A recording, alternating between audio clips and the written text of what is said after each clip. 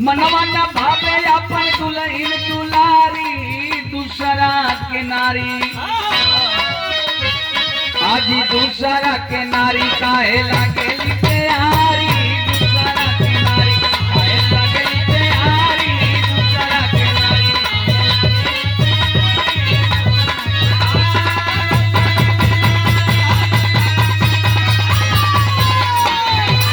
लागेली प्यारी, दूसरा के नारी।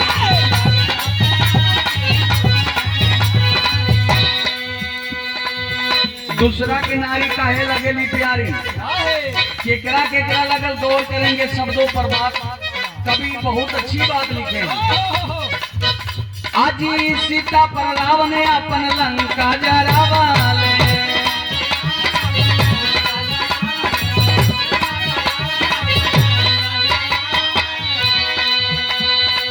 रूपा पर बाली अपन इज्जत गमावाले।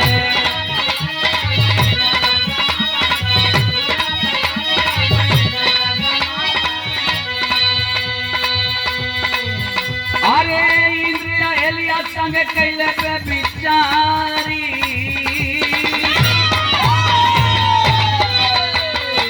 इंद्रिया हेलिया संग कैले पे बिचारी, दूसरा के नारी। ए भैया दूसरा के नारी काहे लागेली प्यारी, दूसरा के नारी काहे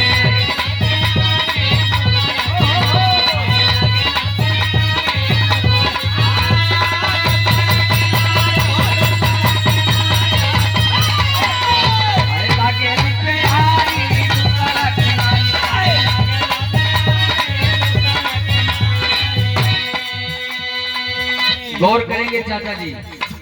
सीता पर रावण जो है अपना लंका को तहस नहस विध्वंस कर दिया, वो भी कोई दूसरे के नारी रहे। दूसरे के नारी के चलते लोग बर्बाद हो जाते हैं। बेचारे दूसरे के नारी हो। बाली के पत्नी तारा बहुत सुंदर, लेकिन अपने भवा छोटा भाई सुग्रीव के पत्नी रूमा पर अपना इज्जत मर्यादा को बर्बाद कर दिया। इंद्र जी जिसका हम लोग भगवान का दर्जा देते हैं, परमात्मा का दर्जा देते हैं, वो भी 12 बजे रात के मुर्गा बोले लगल। इंद्र या हेलिया संग कैले में बेचारी दूसरा के नारी काहे लगेली प्यारी। 12 बजे रात में मुर्गा बोला फल किया गया, वो भी दूसरे के नारी रहा। ऐसे बढ़िया लगेला के ड्रेस बदल बदल के पहने में सबका मनवा ढल जाला। सीता दूसरे के नारी रहली, रूमा दूसरे के नारी रहली, हिलिया दूसरे के नारी रहली। दूसरे के प्यारी लगल। और कितना प्यारी लगल? अरे बुद्ध जी लो भैले अपने गुरु जी के नारी।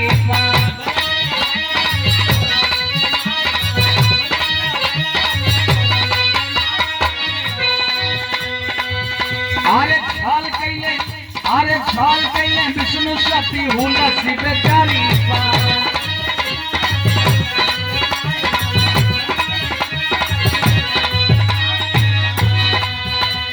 अरे की रोई रोई के बोलेली,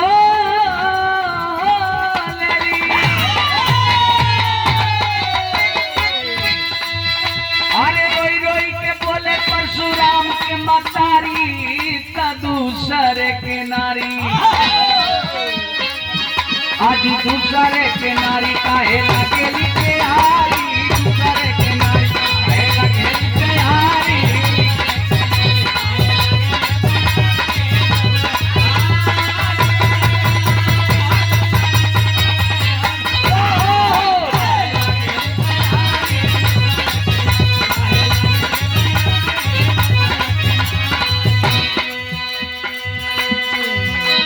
रोई रोई के कहे परशुराम के मतारी दूसरे के नारी, दूसरे के नारी काहे लगेली प्यारी। मेरे साथियों, वो भी दूसरे के नारी रहे और कौन दूसरे पर बर्बाद हुए। अभी भाषा मा भैले पूरा भवानी।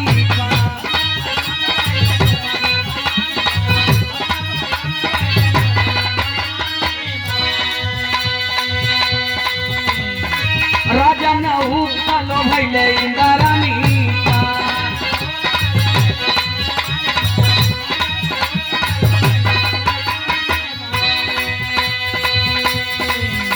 अरे खींचक द्रौपदी के खींचत रहे सारी अरे खींचक द्रौपदी के खींचत रहे सारी दूसरा के नारी अरे दूसरा के नारी काहे लगे प्यारी दूसरा के काहे लगे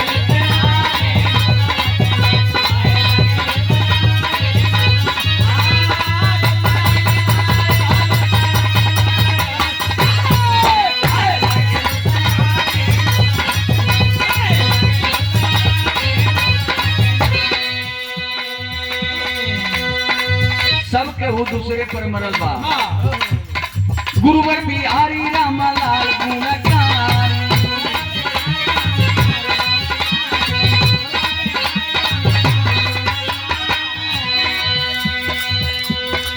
स्वर्गों में चंद्रिका की कविता सवारी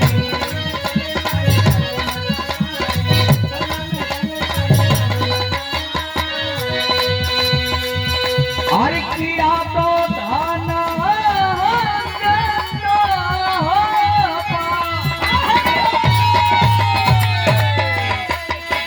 या तो धन जब गावे लक्षारी दूसरा के नारी ये चाचा हो दूसरा के नारी तब काहे लागेली प्यारी दूसरा के नारी